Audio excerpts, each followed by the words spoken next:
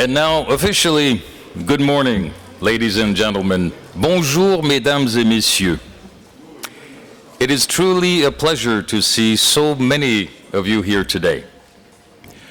My name is Denis Chagnon, and I have the distinct honor of being your Master of Ceremony for this inaugural ICAO Global Aviation Security Symposium, AVSEC 2017.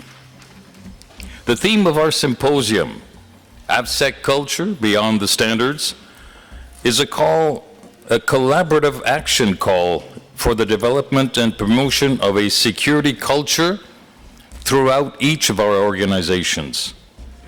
Such a culture will move us closer to our common vision of a global transport system that is safe, secure, and efficient.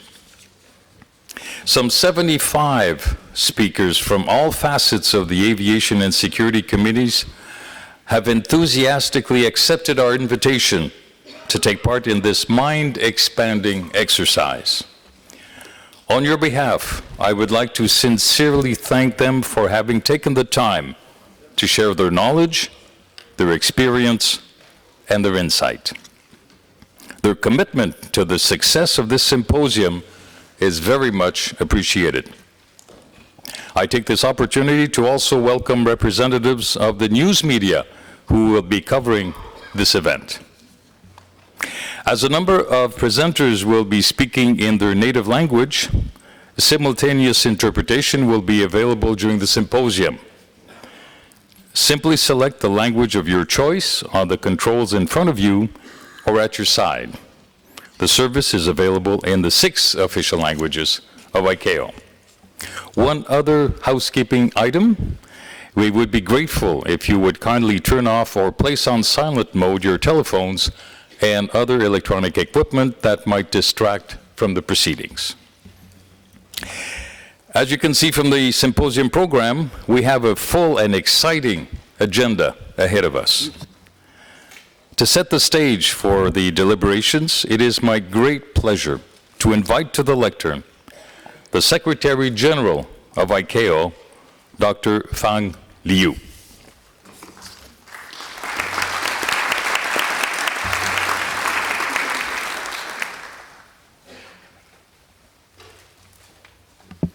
Thank you, Denis.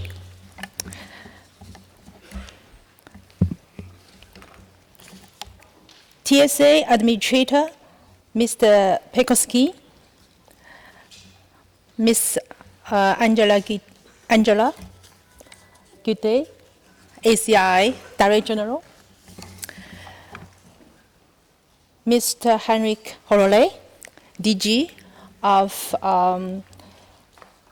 EU Mobility and Transport, Mr. Philippe Rainville, President and Chief Executive Officer, Aéroports of Montreal, Canada. Ladies and gentlemen, good morning.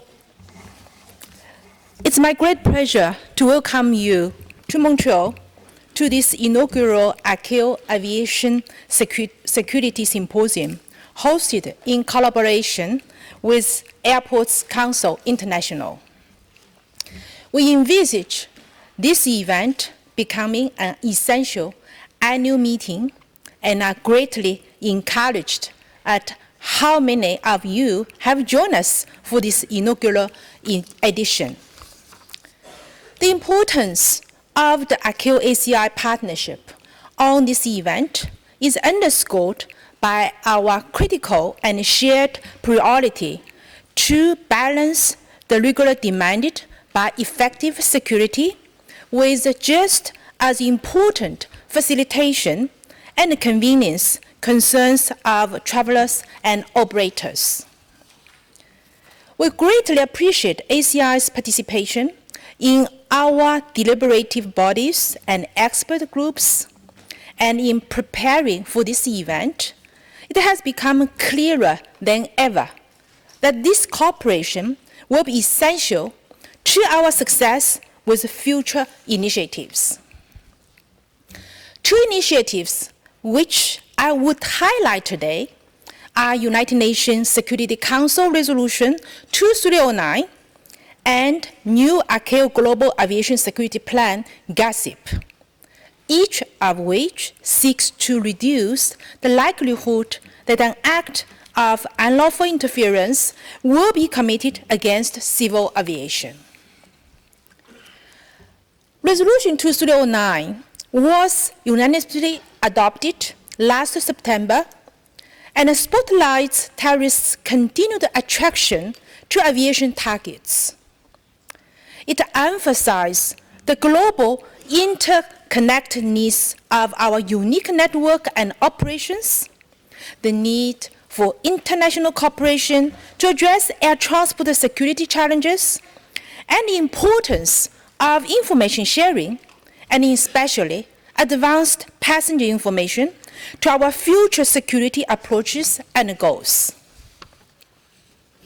Resolution 2309 further highlights a number of steps which should be prioritized by ICAO's member states in order to strengthen their implementation of security-related standards and recommended practices, SAPs, including forging better coordination among their related domestic departments and agencies.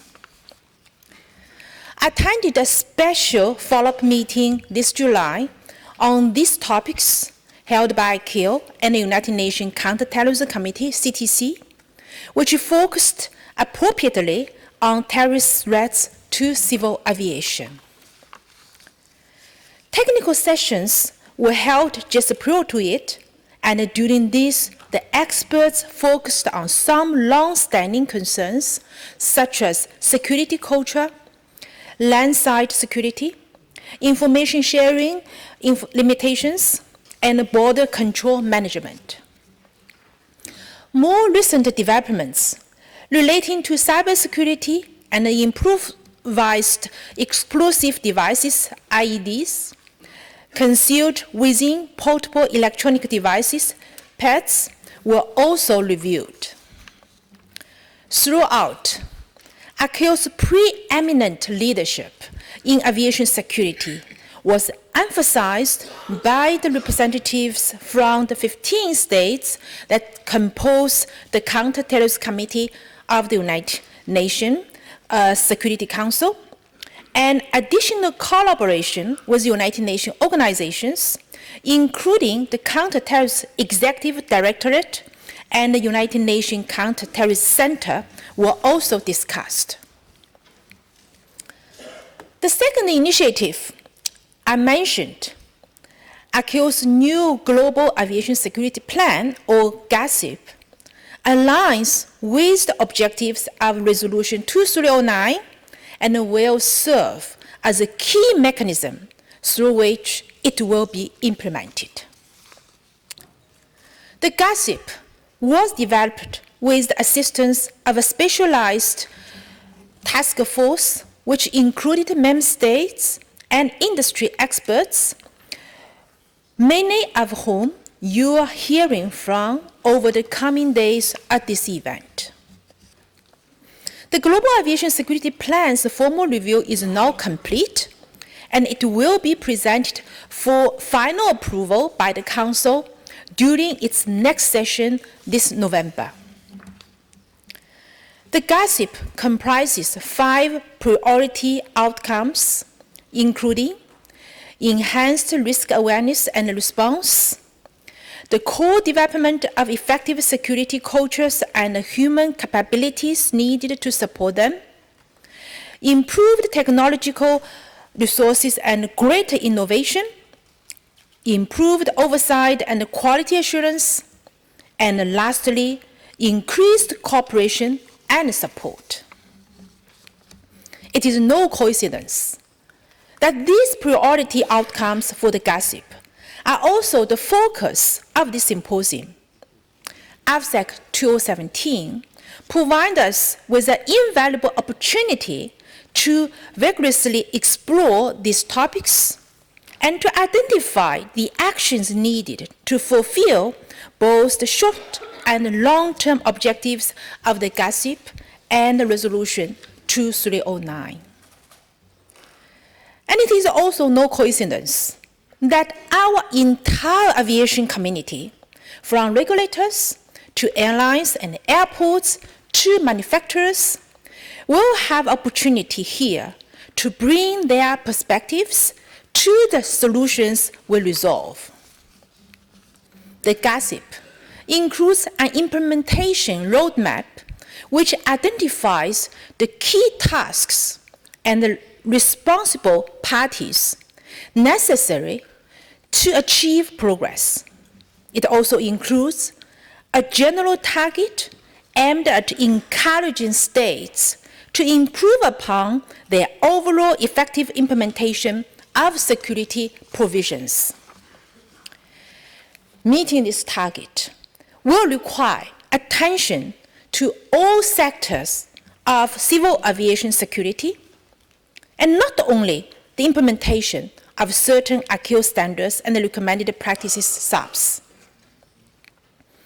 It's our great hope that feedback we'll receive from you here at this event will help us to ensure this roadmap is both robust and realistic.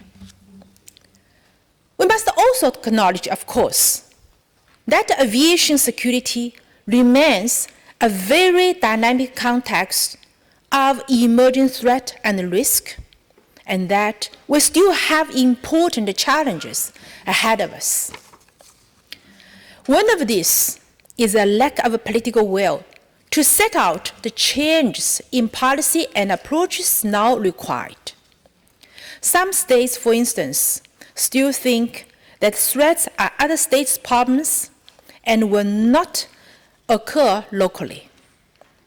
Others worry that costs of security are not commensurate with the benefits.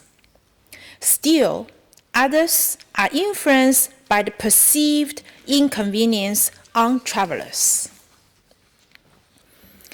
ICAO works tirelessly to confront these perceptions, but there is also a tremendous need for us to work together to foster a much deeper appreciation globally of security's importance to our sector and to its socio-economic benefits. Another important challenge we face is to bolster our capacity building efforts.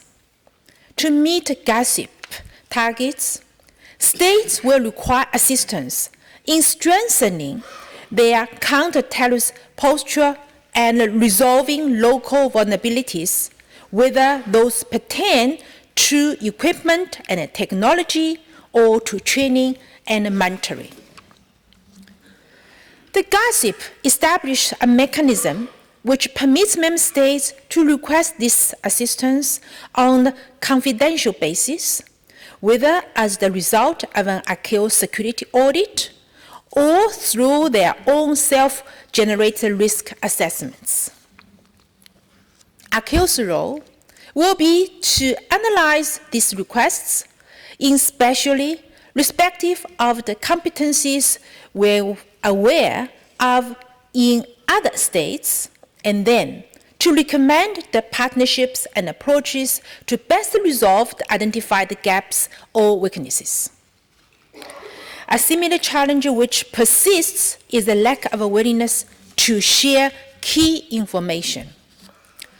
Some actionable details regarding recent security events remain unavailable to ICAO and other member states after they take place, and we must find a way to identify and judiciously share essential threat information in order to set out appropriate and timely mitigation measures.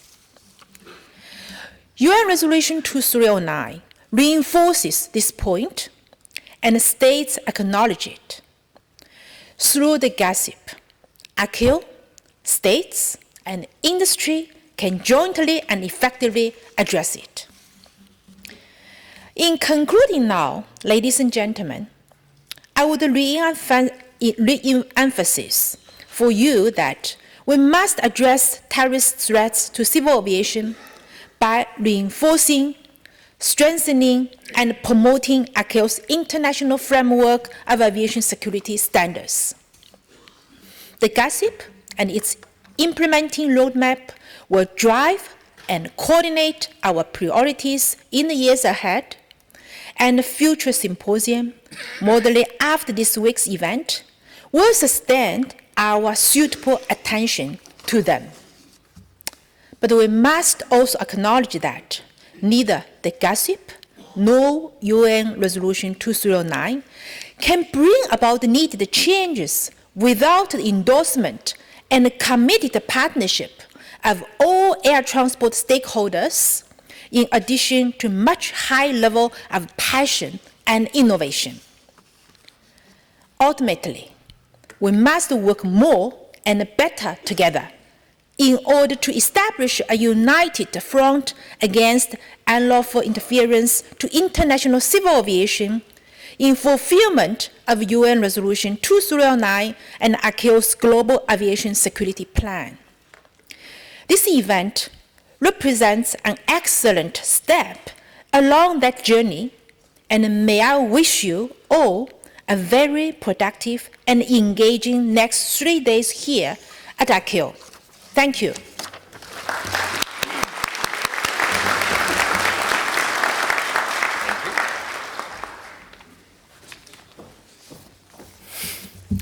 Thank you very much, Dr. Liu, for having provided the regulatory context for our discussions this week and for having reinforced the linkage between the UN Resolution 2309 and the ICAO Global Aviation Security Plan, two guiding principles for our actions in the coming years. We now turn to 3 keynote speakers for a national, regional, and local perspective on the theme of standards and security culture. We begin with Mr. David Pekoske, Administrator of the U.S. Transportation Security Administration.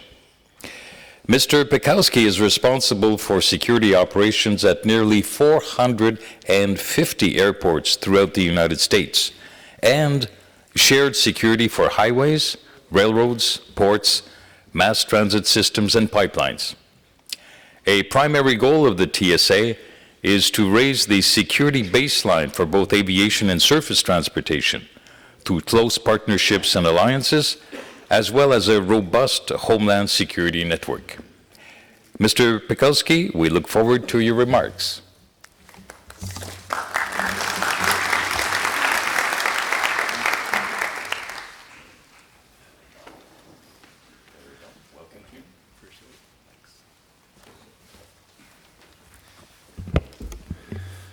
Well, thank you very much for that kind introduction, and good morning, Secretary General Liu, Director General Henrik, Hololei, and President and CEO Philippe, Rainville, my fellow colleagues and participants. I am truly honored to be with you today. I can't think of a more fitting place for my first international trip than this symposium, the inaugural Global Aviation Security Symposium. I've been the TSA administrator for a little bit more than a month, and so this is a wonderful opportunity to establish the relationships that are so critical to our collective success. I genuinely appreciate the invitation to join you here today and express my unwavering commitment to global aviation security and highlight the critical importance of working together to ensure the security of the traveling public and the free flow of commerce.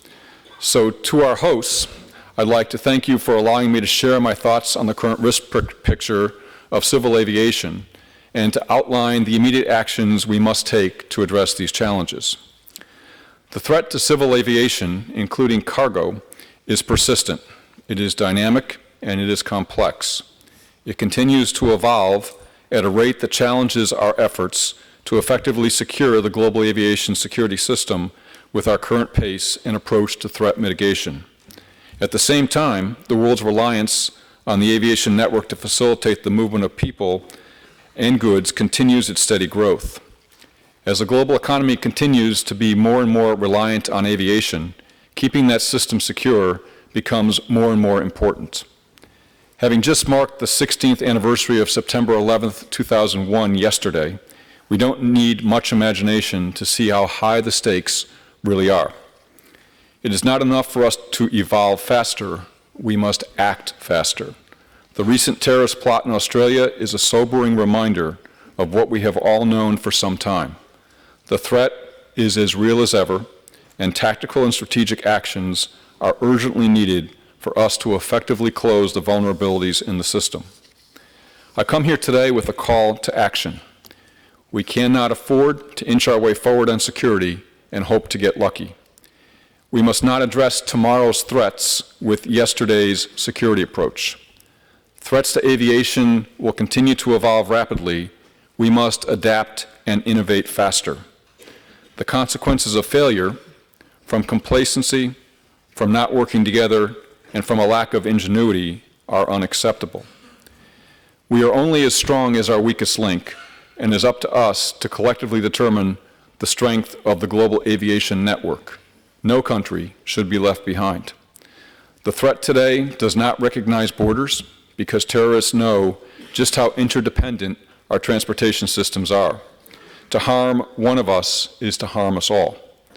So when the United Nations issued a call for international action through Security Council Resolution 2309, we, the global aviation community, expedited through ICAO the development of the Global Aviation Security Plan. Now, I have read that plan from front to back. The plan, in my opinion, is a very good strategic step forward. Its 5 priorities are my priorities as the administrator of the U.S. Transportation Security Administration. As the hub for the global aviation community, ICAO serves as our compass. But ICAO does not operate in a vacuum. We are ICAO, and we have the responsibility to ourselves and to each other to take action now. We must ensure that security remains at the top of the global aviation agenda by dedicating our best and brightest to the challenge and getting to work today on developing cutting-edge, visionary security solutions. To effectively address current threats and anticipate future ones, we must move beyond the comfort of conventional proposals for meeting standards. Rather, our focus should be on optimizing and implementing effective measures. We must embrace innovation and work together through ICAO and with each other to effectively raise the baseline for international aviation security. By addressing vulnerabilities before they are exploited, we can reduce the need for unilateral requirements for additional security measures. For this to become a reality, we must acknowledge and demonstrate that security is a priority for us all. In my opinion, safety and security are 2 sides of the same coin. An improvement in one improves the other. Further, it is not enough to simply attend meetings. We must follow participation with action. So I encourage you, as you participate in this symposium, to start thinking about how you can ensure that security remains a priority, both collectively for ICAO and individually as a member state or stakeholder. How will you incorporate this shared security priority within your government or local airport operations? How will you develop and promote new security initiatives amongst your regional partners? How will you integrate your local actions into the global network? At TSA, we are rapidly pursuing innovative solutions through people, processes, and technology. We are improving training, leveraging human factors research to improve security screening effectiveness, and optimizing our approach to security staffing. We have created and deployed new passenger communication tools and created a design guide with best practices and insights for airport stakeholders considering future infrastructure projects. We also continue to pursue enhancements to our screening capabilities, exploring the integration of computed tomography into our checkpoints and leveraging biometric authentication technology for low-risk populations. In conclusion, we cannot afford to work in isolation, and we look to our partners across the global aviation community to collaborate, to innovate, and to implement new security practices in the face of the evolving threat. This symposium offers us all an unparalleled opportunity to share these best practices with each other and to incorporate these ideas within our network. Learning from each other is one of the most effective ways we can foster innovation and improvements that will yield tangible security improvements for the global aviation network. I am committed to collaboration, to healthy and frank dialogue, and to working jointly with all of you to raise the baseline of international aviation security. As I mentioned at the outset, we must all act faster than ever before, and so that is my charge and challenge to us all, to every stakeholder here, to move beyond incremental steps and to make greater strides to innovate and deploy significant improvements to aviation security. We seek your partnership in this effort, and TSA stands ready to assist in any way that we can. While all states maintain their sovereign rights to pursue unilateral requirements when warranted, collective action is the preferred and most sustainable path forward. The themes of this symposium are the right ones: building a strong security culture, implementing effective countermeasures, and establishing quality control and oversight processes. The time to act is now, so let us do so together. We cannot afford to lose focus or drag our heels on security. The consequences of complacency are simply too great. Thank you, and I look forward to continuing this dialogue. Thank you.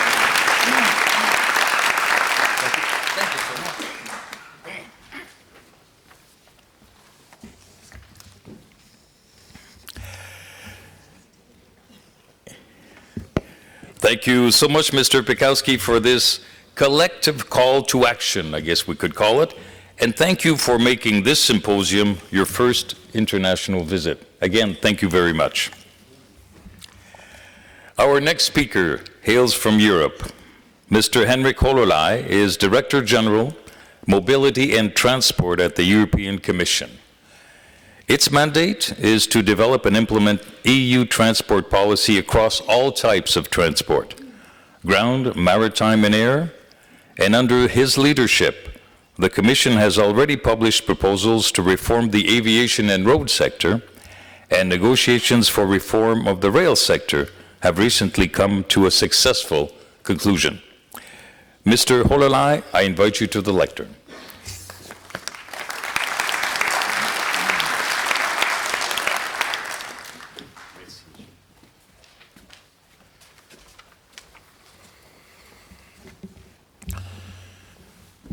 Good morning, Secretary General, Fang, Administrator Pekoske, Angela, Boubacar, dear friends, excellencies, ladies and gentlemen.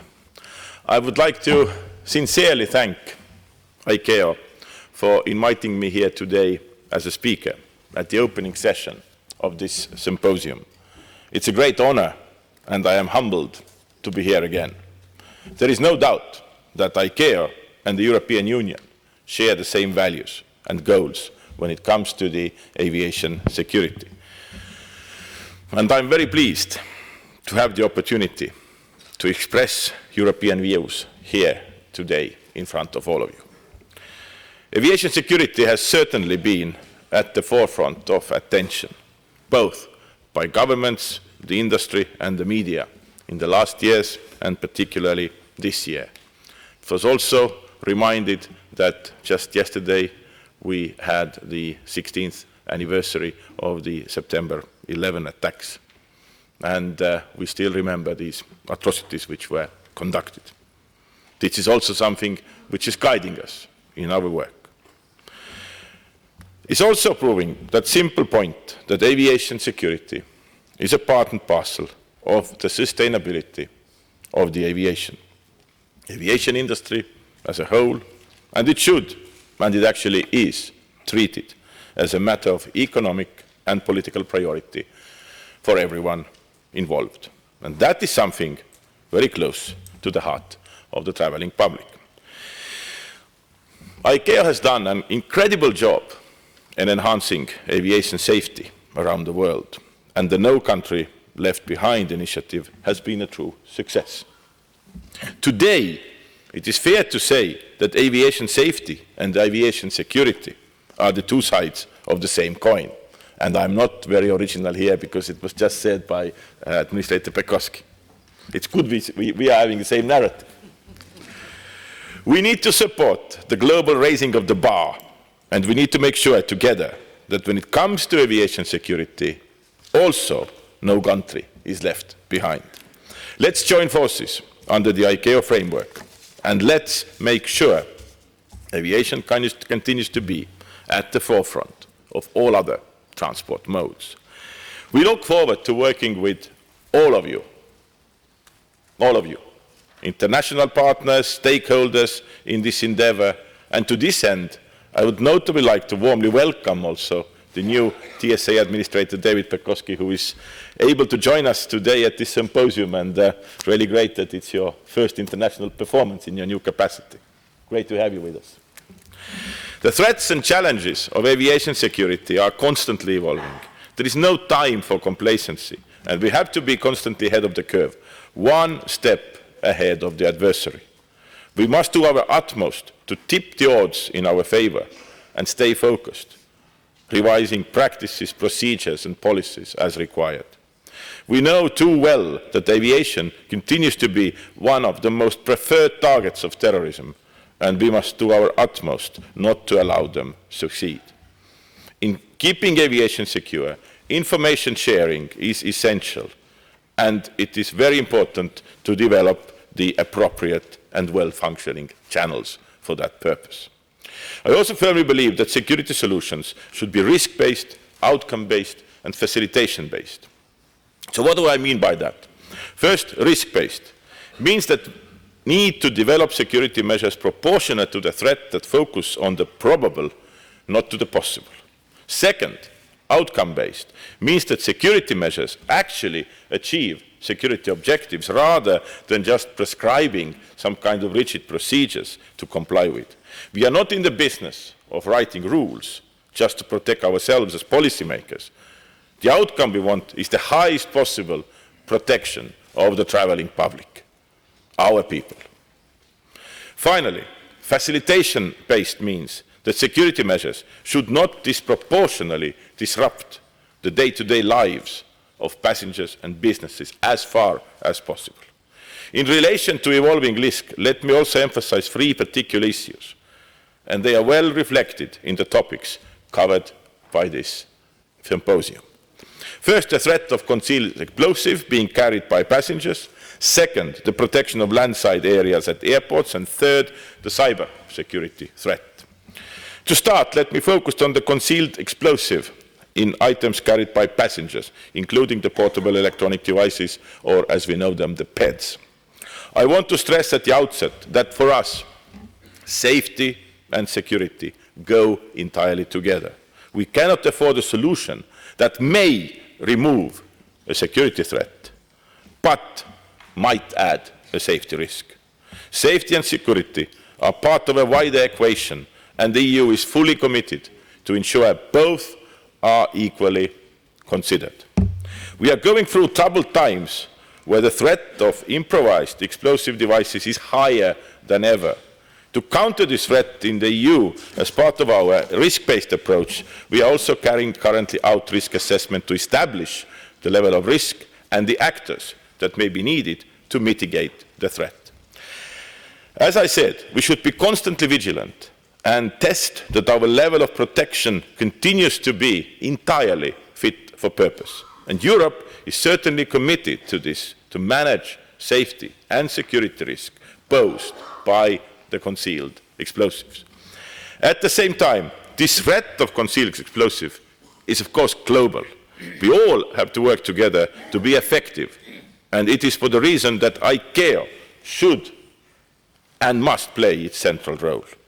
The European Union very much welcomed the ICAO initiative and that of its AVSEC panel to set up a task force to address the risk of concealed explosives.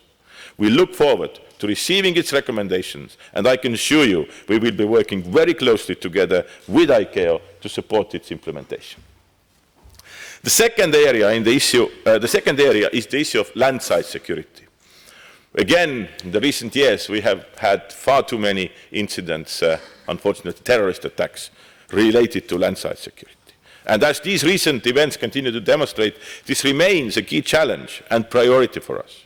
I believe that any security measure should be based on a local risk assessment conducted by national law enforcement authorities in cooperation with national transport authorities.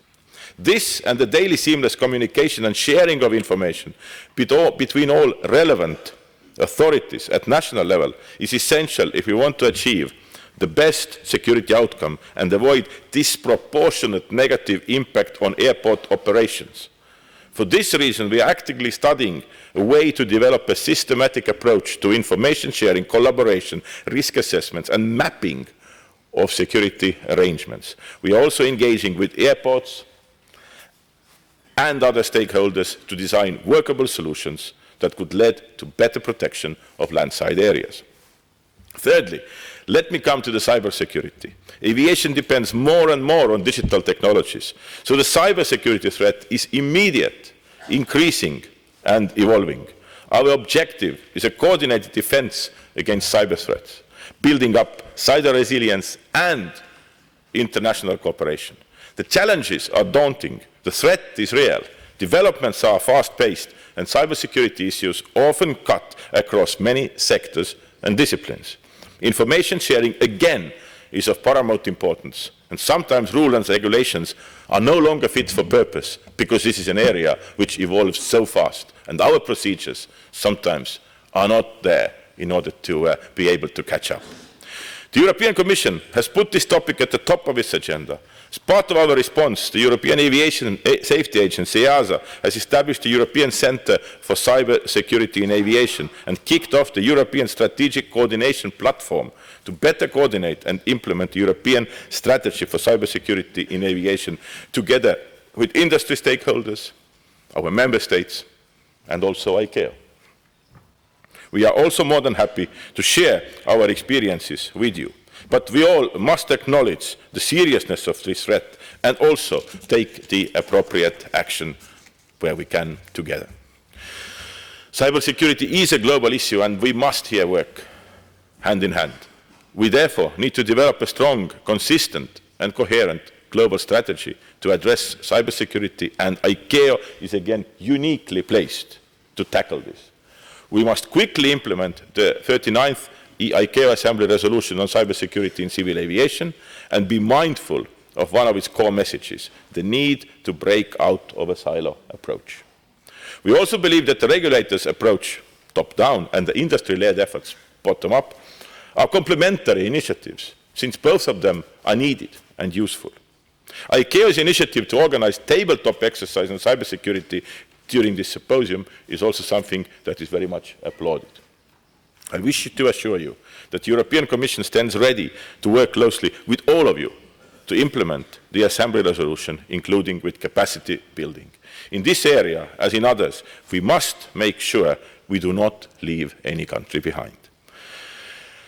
Ladies and gentlemen, I focused until now on relatively new risks to aviation. They challenge us and ICAO to reflect on how present legislative processes are adequately responding to the emergence of risk and the pace of technological innovation. However, we cannot ignore other long-known issues. I want to stress the importance of effective implementation of the ICAO standards on the ground. Rules on paper are important, but security measures implemented on the ground are those that really protect civil aviation. We consider that constant quality monitoring and oversight by the states, industry, regional organizations, and ICAO is essential. We understand this is often a challenging task. ICAO gives us the opportunity to address the issue as an aviation community that works together to reach the goal of full compliance. The European Union believes that effective implementation of aviation security measures should be accompanied by capacity building initiatives to ensure they roll out around the world. Some concrete examples include the civil aviation security in Africa and the Arabian Peninsula, the so-called CASE project, which was also very much appreciated. In this context, it's crucial that capacity building assistance is seen as a partnership in line with ICAO's initiative of no country left behind and between states with the same intention to achieve global compliance with international standards. Both the effective implementation of international standards and the deployment of effective capacity building activities have been addressed in detail in the latest version of the GAZEP. Indeed, the Commission welcomes ICAO leadership in this effort and supports the GAZEP as a key deliverable in the context of the UN Security Council resolution. Our task is to ensure that GAZEP is formally adopted and implemented. I want to personally thank President Bernard Arlieu and Secretary General Fang for their direct and personal involvement and leadership in focusing on aviation security. And let me assure you that you have full support of the European Union for your work in this domain. Ladies and gentlemen, dear colleagues, less than a year ago, the UN Security Council resolution put a collective responsibility on all aviation stakeholders, industry, states, regional organizations, and ICAO to strengthen aviation security. It's an opportunity.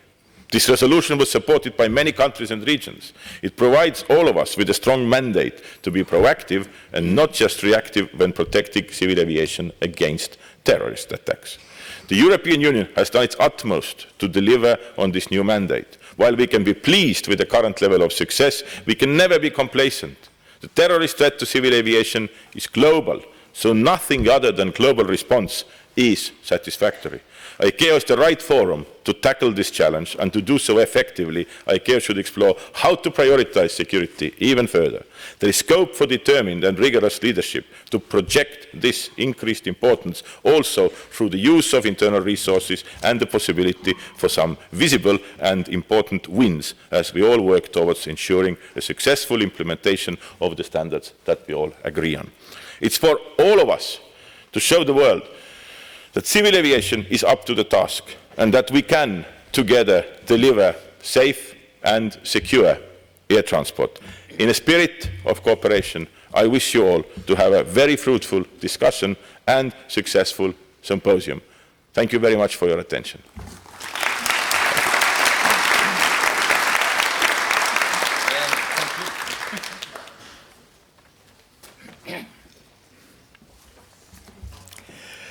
Thank you very much, Mr. Hololei, for this excellent overview of the EU's transport policy and for emphasizing that we are indeed all united in a common effort. Again, thank you very much.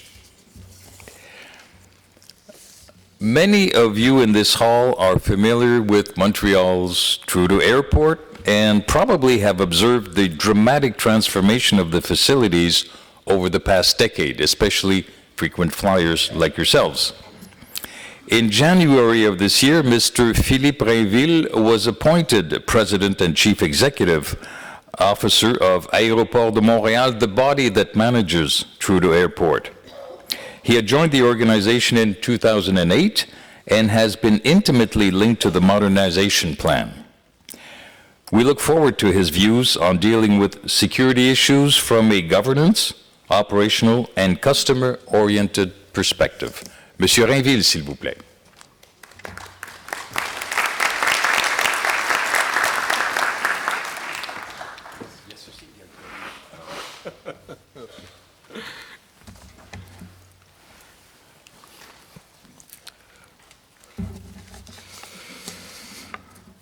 The Secretary General of ICAO, Dr. Fang, the Administrator of Transport Security Administration, TSA, United States, Mr. David Pekoske, the Director General of Mobility and Transport for the European Commission, Mr. Henrik Hololei, the President of my association, President of ACI World, Angela Kittens, dear colleagues, chers collègues, mesdames et messieurs, as is common practice in Canada, my remarks will be in French and English. Je suis président directeur général de l'Aéroport de Montréal et responsable de la gestion de l'Aéroport international Montréal-Trudeau. Je suis donc le Montréalais local qui vous souhaite à tous un beau bonjour et bienvenue à Montréal en ce 12 septembre. Hier, comme nous le rappelait Henrik, comme à tous les ans, nous nous sommes rappelés les tristes événements du 11 septembre 2001. Ce jour-là, notre association, Aéroports Council International World, recevait 3000 délégués dans le cadre d'une rencontre annuelle ici à Montréal. Parmi nous, il y avait des représentants du Port Authority of New York qui avaient des bureaux au World Trade Center Ce jour-là, même le ciel fut fermé. On se rappelle, ces événements ont changé à jamais notre façon de voir la sûreté aérienne.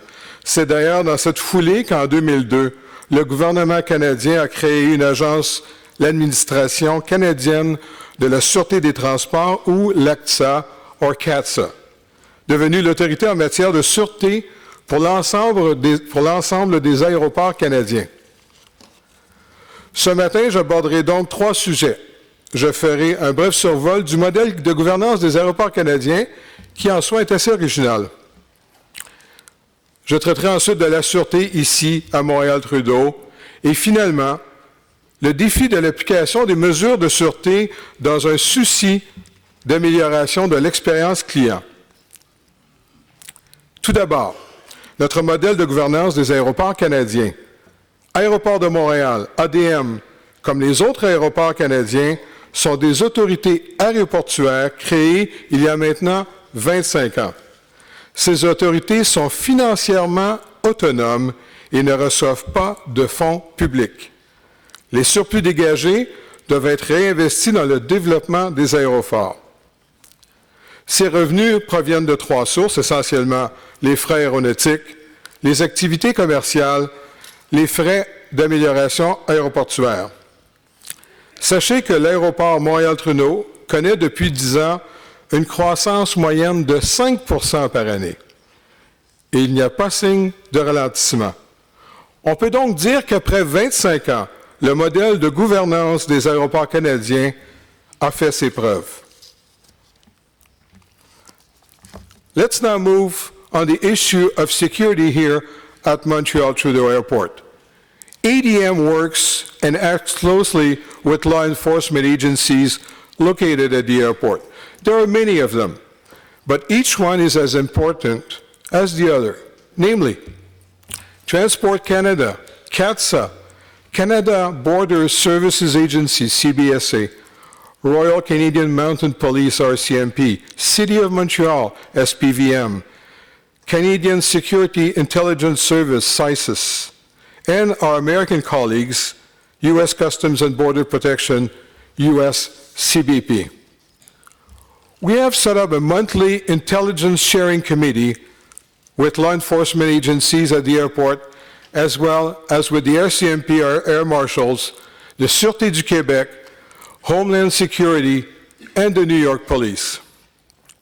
We staged numerous exercises and simulations with our partners, and we have frequently evaluated our processes, which are audited by Transport Canada. In addition to the agencies present at the airport, ADM has its own airport service patrol.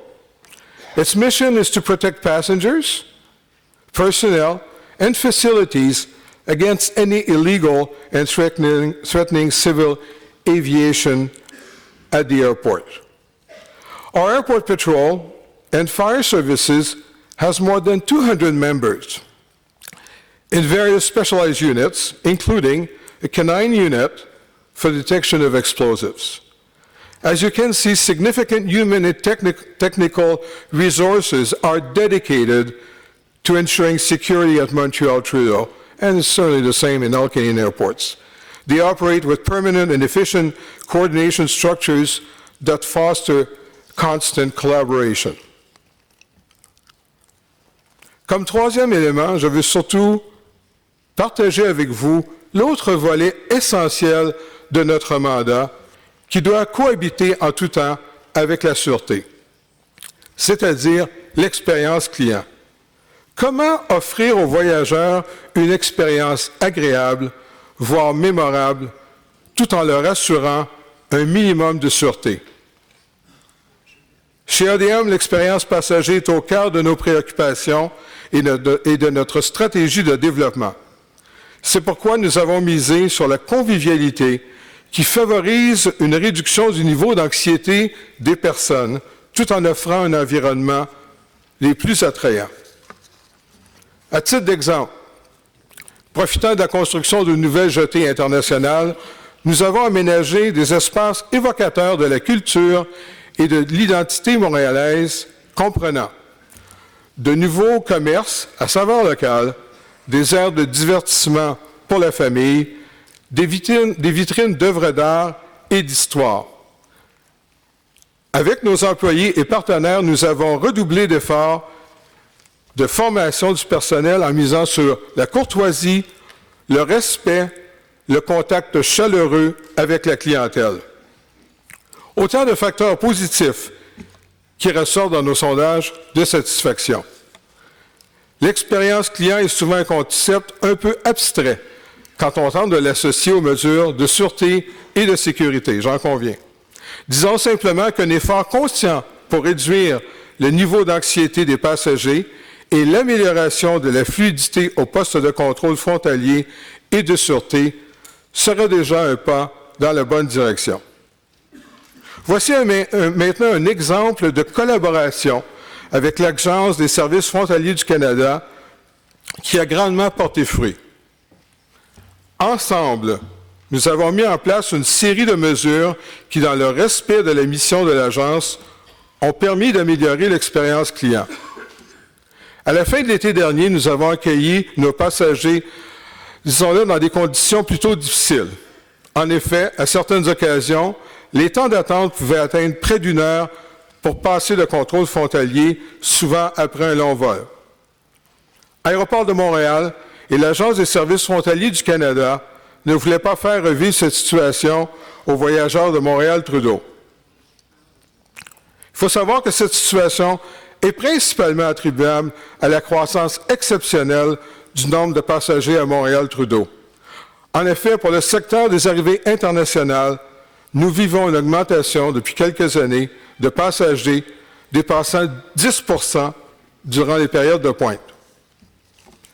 Nous avons donc travaillé avec l'Agence des services frontaliers du Canada, accompagnée d'une firme spécialisée, à élaborer des stratégies novatrices pour améliorer l'accueil au Canada à Montréal. À l'aide de simulations par ordinateur, il a été évident de séparer les passagers dont la destination finale était Montréal de ceux qui effectuaient une correspondance. L'idée d'un centre de correspondance s'est imposée d'elle-même, tellement elle était puissante. Sur 12 millions de passagers, 20 % sont en correspondance.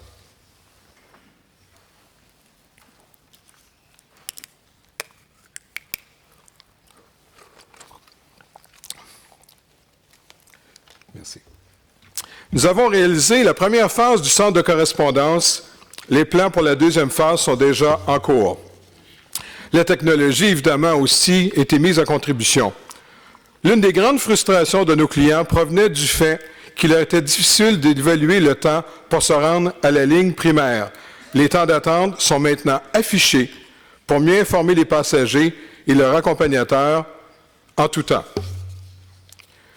Today we can say mission accomplished. I want to reiterate that our success has been possible by working closely with the Canadian Border Services Agency. I would like to thank them for their commitment to ensuring security while enhancing the passenger experience. This example demonstrates that it is possible to meet security requirements while making life easier for passengers during a strong period of growth. Making the travel experience enjoyable while ensuring a high level of security remains an important issue and a constant challenge. This challenge, however, has a positive side to it, since it creates opportunities for meeting, talking to each other, and working with all stakeholders in our industry. Today's symposium is a great example. Ladies and gentlemen, thank you for your attention, and I wish you a very enjoyable stay in Montreal. Thank you.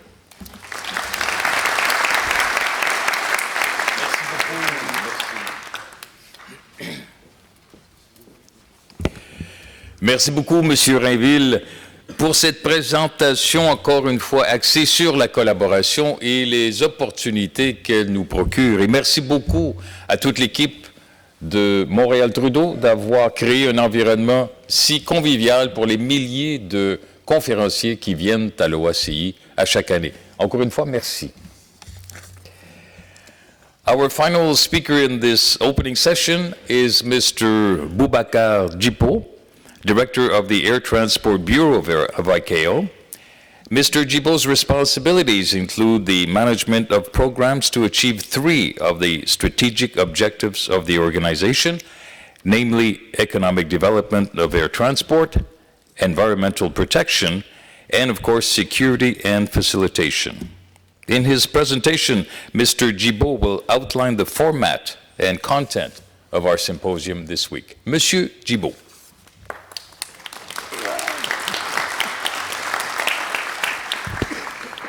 Merci, Monsieur Chagnon. Bonjour tout le monde. Bien sûr, au nom du secrétariat et de tous ceux qui ont œuvré à la mise en œuvre de ce symposium, je voudrais vous remercier d'être avec nous. Nous avions un défi que Madame la secrétaire générale nous avait lancé, essayer de mettre en place un événement qui rende compréhensible et pratique tout ce qu'on fait du côté intellectuel, les normes, les pratiques recommandées, et voir quelles réactions positives, et on le souhaite, on pourrait avoir de l'assistance.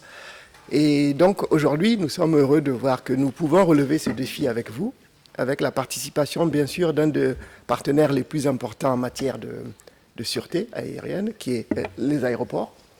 Et bien sûr, à la table d'honneur, vous avez remarqué, et il faut le redire, nous avons nos 2 principaux partenaires en matière de sûreté, qui nous appuient pour la mise en œuvre, pour les prestations intellectuelles, pour l'assistance et pour les audits, les États-Unis et l'Union européenne. Bon, il est important de vous le dire, ce n'est pas l'objet de ce symposium. Il y a des besoins énormes en matière de financement, en matière de formation, en matière d'assistance aux États. Et je pense que tous ceux qui m'ont précédé aujourd'hui en ont parlé. Et donc, nous sommes heureux de voir que dans la salle, nous avons ce que nous souhaitons avoir avec nous. Bien sûr, Madame la secrétaire générale de l'OACI, qui a pris son temps pour venir ouvrir ce symposium. Bien sûr, nos principaux partenaires. Bien sûr, les aéroports. Bien sûr, notre partenaire, notre aéroport Montréal. Vous avez testé l'arrivée et je crois que le président va attendre avec anxiété que vous testiez le départ et les formalités de départ en matière de sûreté. Ce sera l'autre volet de l'évaluation dont il nous a parlé. Et bien sûr, nous avons plusieurs directeurs régionaux, nos collègues qui sont là ici, qui couvrent l'Afrique et le Moyen-Orient, donc les zones sensibles en matière de sûreté, selon l'actualité actuelle. Ils sont là pour nous écouter, pour apporter leur point de vue. Nous avons des membres du Conseil, nous sommes heureux de les avoir avec nous. Nous avons des membres de la Commission de la navigation aérienne. Il y a des liens évidents, on l'a dit, entre sûreté et sécurité. Et bien sûr, nous avons nos collègues qui ont travaillé au sein de toutes les structures AFSEC, les membres du panel, les précédents présidents du panel AFSEC qui sont là, l'actuel qui est là. Nous avons celui qui a été le maître d'œuvre du plan GACIP, de la force du groupe de travail qui a mis en œuvre, qui est là. Et nous avons bien sûr le président entrant du comité d'intervention illicite, qui est également avec nous. Donc nous sommes heureux de vous démontrer que nous avons pu essayer de mettre en place un événement où tout le monde va se parler. C'est le but de cet événement. Ce n'est pas de redire ce qui a été déjà dit, mais de rendre compréhensible et de s'assurer que les États, les acteurs ont la capacité de mettre en œuvre tout l'arsenal réglementaire que nous adoptons. Voilà la problématique qui se pose aujourd'hui et voilà pourquoi nous sommes heureux que vous soyez avec nous. So in the interest of time, I will go very quickly. Yesterday, those who have attended the event know how practical, how useful the session were. It was very positive. We received very positive feedback. And today, tomorrow, and the coming days, we will go now to try to make it attractive. We will go, and I will go very quickly, on 5 sessions. Session 1 will be aviation culture. It's important to realize, and it's good to repeat it. If you want to implement security effectively, you need to understand why. It's a basic thing. And you have a lot of stakeholders who don't really understand why and how they should individually and collectively contribute. This is the challenge, and everybody needs to understand that's the way of dealing with the security.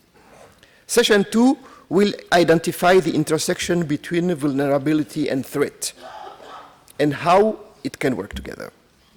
Session 3 will be the equivalent of a full day of discussions, demonstration, and activities pertaining to security processes and technological innovation.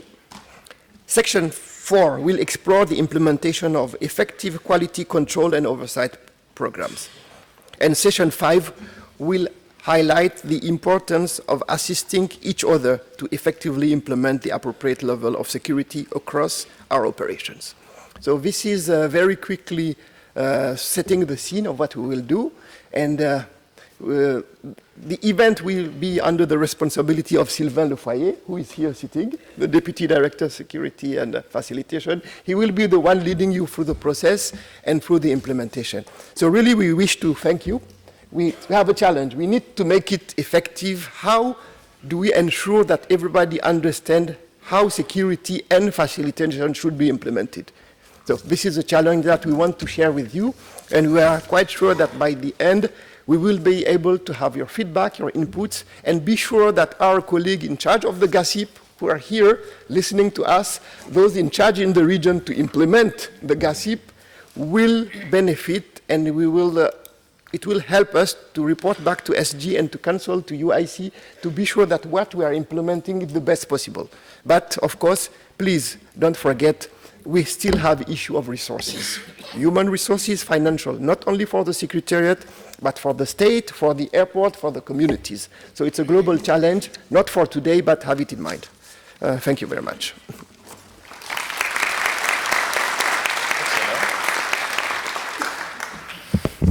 Merci beaucoup, Monsieur Djibo. Nous sommes maintenant bien préparés à tirer le meilleur de cette rencontre de 3 jours qui est devant nous. I'm impressed by the speakers. We're on time. They kept to the deadline. To all of you, thank you so much. So I can talk a bit more now. Just a few notes. Before we break for coffee, I'd like to introduce to you a special app that was created specifically for the symposium. The app is entitled AVSEC 2017, and is available for iPhone, Android, and mobile web. It includes the schedule and exhibition floor plan. It also is the preferred mechanism for participating in the activities and evaluating each session. Once you've downloaded it, you can sign up for a personalized app experience that enables you to post social media or interact with other attendees. Terrific, terrific. So please take a moment during the coffee break to download the app. Again, the name AVSEC 2017. We will now have our coffee break sponsored by ACI. I would invite you all to take advantage of this networking opportunity to mingle, share ideas and challenges, and to visit our exhibitors, there we go, and sponsors for the latest products and technologies dealing with aviation security. If you would like to speak with your aviation security regional officer, the AVSEC booth will be staffed with 2 officers during each coffee break and lunch period. Please check the booth for the schedule to see when your regional officer will be there, or refer to the app for that information. For the first break, we have 2 of our regional reps, Justice Nyunja from the Eastern and South Africa region, and Pablo Lamparillo with the South American region. I'd just like to point out that another benefit to stopping by the AVSEC booth is the opportunity to purchase hard copies of the ICAO Security Manual and Annex 17 at a 25% discount. The English version of Doc 8373's 10th edition is now available and is Amendment 15 to Annex 17. So please let us know if you're interested. Finally, I would ask that you return at 10:45 sharp so that we may resume our session on time and get the full benefit of our next speakers and presenters. Wow. 10:12, isn't that great? You have 3 more minutes to network and visit the ICAO booth. Thank you so much. See you in 32 minutes.